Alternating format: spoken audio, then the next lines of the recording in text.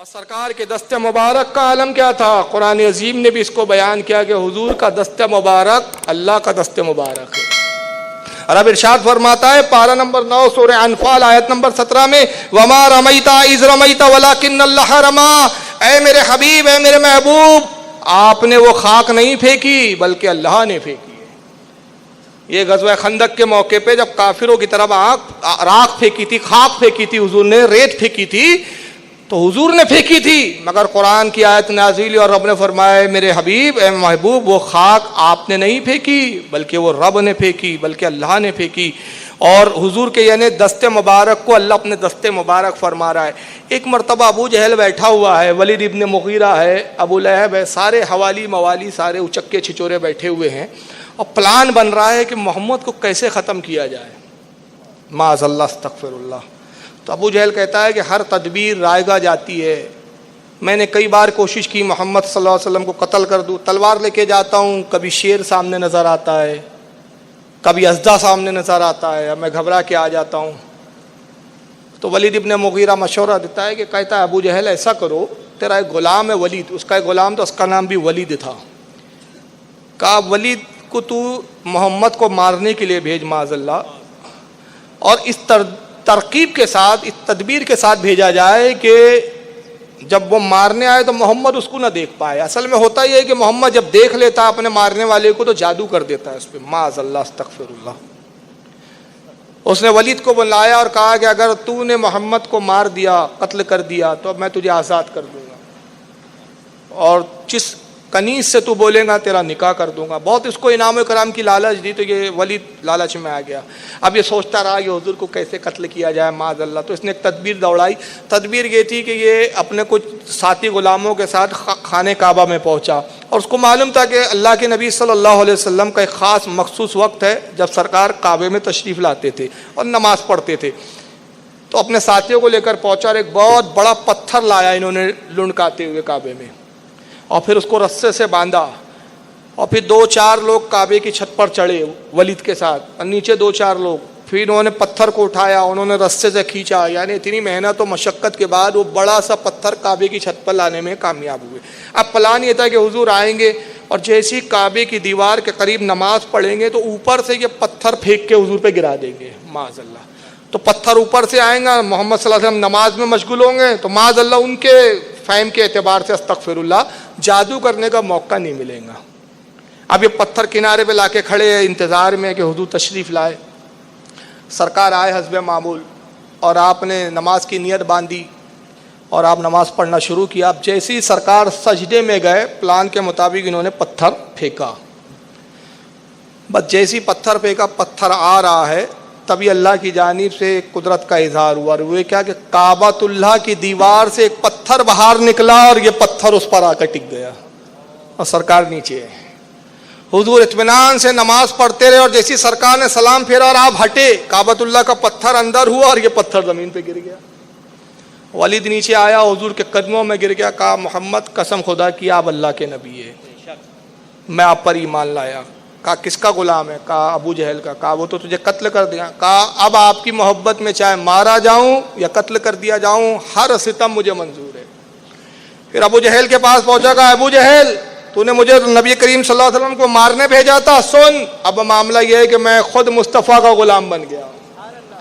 ابو جہل نے اس کو خوب پیٹنا چالو کیا۔ اتنے میں ولید ابن مغیرہ آیا، کہا اس کو کیوں مارتا ہے، یہ تو غلام ہے۔ جب ہم جیسے جا کر عاجز ہو جاتے محمد کے سامنے، اس کا جادو دیکھ کر ہم جو ہے ہتھیار رکھ دیتے، یہ تو بیچارہ غلام ہے، کچھ اور تدبیر لڑاؤ، کوشش کرتی رہنی چاہیے۔ تو پھر ابو جہل نے ایک نیا پلان بنایا۔ اب پلان یہ تھا، کہا کہ دیکھو محمد صلی اللہ علیہ وسلم کی عادت ہے، حضور کا اخلاق بڑا بلند ہے، اور وہ یہ ہے کہ اگر میں یہ بہانہ کروں کہ میں بیمار ہو گیا ہوں تو رشتے کے اعتبار سے محمد صلی اللہ علیہ وسلم اخلاقاً ضرور میری عیادت کے لیے آئیں گے۔ تو کہا پھر اس سے کیا ہوگا؟ کہا میرا خیال یہ ہے، میں نے ایک پلان یہ بنایا ہے کہ میں اپنے گھر کے سامنے بہت بڑا گڑھا کھودتا ہوں، اس میں گھاس وغیرہ ڈال دی جائے، اور اس کا ایک گھر جو تھا ابو جہل کا مکہ سے باہر تھا، آبادی سے دور، کہا کہ میں یہ کہہ کر اس گھر میں وہاں پہ قیام کروں گا کہ صاحب بیماری کی وجہ سے ہوا بدلی کے لیے میں مکہ کے گھر کو چھوڑ کر شہر کے باہر والے گھر پر آ گیا ہوں، اور وہاں رات کے اندر ہم کھدائی کریں گے، جب بہت بڑا گڑھا تیار ہو جائے گا اس پہ گھاس وغیرہ ڈال دیں گے، اور محمد جب میری عیادت کے لیے آئیں گے اور خبر ہوں گی کہ محمد آ رہے تو وہ اس گڑھے میں گر جائیں گے، جیسے ہی گرے تو ان کو سب مٹی ڈالنا زندہ ہی دفن کر دیں گے معاذ اللہ۔ یہ پروگرام بن گیا صاحب۔ کچھ دنوں کے بعد افواہ پھیل گئی صاحب مکہ میں کہ ابو جہل بڑا سخت بیمار ہے۔ پھر خبر آئی کہ صاحب وہ مکہ کا گھر چھوڑ کر وہ ایک دوسرا جو گھر اس کا آبادی سے کچھ دور ہے، باہر ہے مکہ کے کنارے پر، وہاں چلا گیا ہے، وہاں زیر علاج ہے۔ خبر آتی رہی، پھر حضور صلی اللہ علیہ وسلم ایک مرتبہ اٹھے اور اس ارادے سے آپ جانے لگے کہ ابو جہل کی عیادت کرو۔ صحابہ نے عرض کیا اللہ کے نبی وہ تو بہت بڑا بدبخت ہے۔ فرمایا کہ جو وہ کر رہا ہے یہ اس کا معاملہ ہے، اور جو مجھے کرنا ہے یہ میری رحمت کا تقاضا ہے۔ نبی کریم صلی اللہ علیہ وسلم جب نکلے تو آپ نے خبر دی، اپنے غلام کو بھیجا، کہا کہ جاؤ ابو جہل سے کہنا کہ آج میں تیری عیادت کے لیے آؤں گا، یہ وقت آؤں گا۔ غلام نے جا کے خبر دی، ابو جہل خوش ہو گیا، اس نے ولید ابن مغیرہ، عتبہ، شیبہ، سارے حوالی جموالی ان کے غلاموں کو جمع کر لیا، جھاڑیوں میں آس پاس چھپا دیا گیا، پاوڑے اور کدالے اور سب لے کر کہ بس جیسی حضور آئے اس گڑھے میں گریں گے اور ہم یہ کریں گے کہ ساری مٹی ڈال دیں گے، حضور کو معاذ اللہ زندہ ہی گاڑ دیں گے۔ بہت گہرا گڑھا کھودا گیا تھا۔ حضور تشریف لاتے ہیں اور جیسی گڑھے کے قریب پہنچے تو دیکھا جبریل علیہ السلام کھڑے ہوئے ہیں، سلام عرض کرتے کہتے اللہ کے نبی رک جائیے سرکار، یہاں ایک سازش کے تحت آپ کو ہلاک کرنے کی کوشش کی ہے ان لوگوں نے، آگے نہ بڑھے حضور، اللہ کی جانب سے مجھے بھیجا گیا ہے کہ میں اپنے اللہ نے فرمایا حبیب کو روک دو، اے اللہ کے نبی آپ رک جائیں۔ اب ابو جہل اپنے دروازے کی کھڑکی میں سے دیکھ رہا ہے کہ بس حضور آ رہے ہیں، گڑھے کے قریب آئے، جبریل وہیں دکھے، تو اس کو تو جبریل نہیں دکھ رہے تھے، ابو جہل کو جبریل نہیں دکھ رہے تھے۔ دیکھا کہ محمد آ رہے ہیں، آتے آتے اچانک رک گئے، پھر دیکھا کہ کسی سے بات کر رہے ہیں، سامنے کوئی نظر نہیں آ رہا۔ اب یہ دیکھتا رہا کہ بھئی اب آگے بڑھے، اب آگے بڑھے، حضور آگے بڑھے نہیں، اور نتیجہ یہ ہوا کہ جب جبریل نے روکا تو آپ پلٹے۔ اب جیسے اس نے حضور کو پلٹتے ہوئے دیکھا تو یہ بھول گیا کہ میری سازش کیا ہے، میں نے گڑھا کھودا ہے، مقصد کیا ہے، بے قابو ہو گیا کہ جا کیسے رہے، خود ہی دوڑتے آ کہا محمد رکو رکو رکو، اور خود ہی جا کے گڑھے میں گر گیا۔ اب جیسے گرا تو سارے ولید بن مغیرہ وغیرہ جتنے تھے، گرنے کی آواز آئی جھاڑیوں میں سے گرتے ہوئے، تو انہوں نے مٹیاں ڈالنی شروع کر دی۔ تو اس نے چلانا شروع کیا، ارے بدبختو میں ہوں، ابو حکم ہوں، میں ابو حکم ہوں، میں ابو حکم ہوں۔ جب اس نے چلایا تو دیکھا ارے یہ تو ابو حکم ہے، تو ولید نے چلایا رک جاؤ رک جاؤ رک جاؤ۔ کہا تو کیسے گر گیا؟ کہا وہ چھوڑو، یہی تو محمد کا جادو ہے کہ میں خود گر گیا اور وہ بچ گیا۔ کہا چلو اب نکلو باہر آؤ، رسہ پھینکا گیا۔ جیسی رسہ پھینکا گیا، اب حالم یہ تھا کہ یہ رسے کو پکڑتا ہے تو رسے پہ اس کا ہاتھ کنٹرول نہیں ہو رہا ہے، اس کو کھینچتے یہ بھاڑ کر کے گرتا ہے، پھر کھینچتے پھر گرتا ہے، پھر کھینچتے پھر گرتا ہے۔ کئی بار ہوا، کئی تدبیریں لگائی گئی، یہاں تک کہ پھر ایک بڑا سا مطلب برتن وغیرہ باندھ کے رسے چھوڑا گیا کہ اس پر بیٹھ جا۔ اس پہ جب بیٹھنے کی کوشش کرتا تو اس پہ چڑھ بھی نہیں سکتا، یہ حالت ہو گئی، نہ پیر اٹھتے ہیں نہ ہاتھ اٹھتے ہیں، پیر اور ہاتھوں میں راشا ہے، کانپ رہے ہیں اس کے۔ تو ولید نے کہا کیسا ہوگا تیرا معاملہ، اب کیا تیری زندگی وہیں گزریں گی؟ کہا ایک ہی ذات اور ایک ہی شخصیت ہے جو مجھے بچا سکتی ہے، وہ ہے محمد صلی اللہ علیہ وسلم، جاؤ محمد کو بلاؤ۔ یہ لوگ آئے اور پھر حضور کی انہوں نے خوشامد شروع کی، معافیا مانگی، سرکار تشریف لائے۔ کہا ابو جہل ایک شرط پہ تجھے گڑھے سے باہر نکالوں گا۔ کہا کہو محمد کیا شرط ہے؟ کہا گڑھے سے جب تم باہر آ جاؤ تو میرا کلمہ پڑھ لینا۔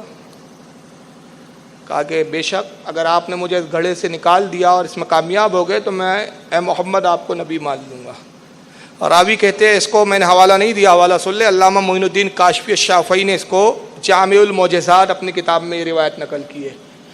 فرماتے ہیں کہ پھر حضور صلی اللہ علیہ وسلم نے کیسے گڑھے سے نکالا، رسہ نہیں پھینکا گیا، حضور نے اپنا دست مبارک بڑھایا، کہا ابو جہل میرے ہاتھ کو پکڑ، کہا اے محمد آپ کا ہاتھ اتنی دور میں اتنی دور، کہا ابھی ہاتھ تیرے قریب پہنچیں گا۔ راوی کہتے خدا کی قسم ہم نے دیکھا آقا کا ہاتھ خود بخود بڑھنے لگا اور اتنا بڑا کہ ابو جہل تک پہنچا، اور پھر ہاتھ نے ابو جہل کو پکڑا اور پھر جب چھوٹا ہوا تو ابو جہل گڑھے کے باہر تھا۔ جب باہر نکال لیا تو حضور نے کہا کہ ابو جہل اب تو کلمہ پڑھ لے۔ تو کہا محمد تم سے بڑا میں نے معاذ اللہ جادوگر نہیں دیکھا۔ تو ایسے معجزات دیکھنے کے بعد بھی وہ مکر جاتا تھا. لیکن بہرحال ان واقعات میں ہم اہل سنت کے لیے یہ خوشخبریاں ہیں, یہ مبارک باتیں ہیں کہ آقا صلی اللہ تعالی علیہ وسلم کا دست مبارک وہ تھا کہ اللہ نے وہ قدرت دی تھی کہ جس کی چاہے دستگیری فرما دے. یہی حضرت انس بن مالک ہے. ایک مرتبہ انہوں نے اپنے دوستوں کی دعوت کی, تمام دوست حاضر ہوئے. کنی سے کہا دسترخوان بچھاؤ. جب کنی دسترخوان لاتی ہے, دسترخوان بڑا میلا تھا, گندا تھا, میلا ہو گیا تھا. ٹھنڈی اور سردی کے دن تھے, پاس ہی میں آگ کا لاوا جل رہا تھا. حضرت انس نے اس دسترخوان کو اٹھایا اور آگ میں پھینک دیا. ساتھی حیران ہو گئے, کہا انس یہ کیا کرتے ہو, یہ تو جل جائیں گا. فرمایا خدا کی قسم نہیں جلیں گا. ہاتھ بڑھایا, آگ میں ڈالا, دستر نکالا, میل جل چکا تھا, دسترخوان صاف ستھرا تھا.